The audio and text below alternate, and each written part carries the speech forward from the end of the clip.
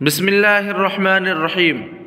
مسح کی مدت مقیم کے لیے، یعنی جو شخص مسافر نہ ہو، جو شخص گھر پر ہی مقیم ہو، مقیم کے لیے 1 دن رات یعنی 24 گھنٹے، اور مسافر کے لیے 3 دن اور 3 رات یعنی 72 گھنٹے تک خفین پر مسح کی اجازت ہے۔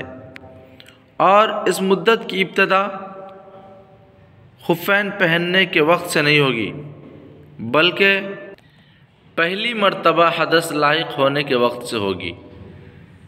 مسح کی مدت کی ابتدا کب سے؟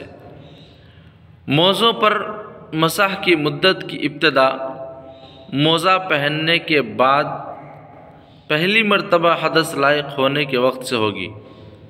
مثلا کسی شخص نے 8 بجے مکمل طہارت کے ساتھ یعنی مکمل پاکی کے ساتھ موزہ پہنا، اس کے بعد 11 بجے اس کو پہلی مرتبہ حدث لاحق ہوا، تو اس کی مدت کی ابتدا 11 بجے سے ہوگی۔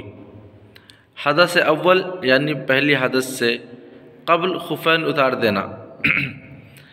بحالت طہارت خفین پہننے کے بعد یعنی پاکی کی حالت میں خفین پہننے کے بعد ابھی کوئی حدث پیش نہیں آیا تھا کہ خفین اتار دیے تو اس سے وضو نہیں ٹوٹا، کیونکہ ابھی مسح کی مدت شروع ہی نہیں ہوئی۔ مسح کی مدت ختم ہونے پر کیا کرے؟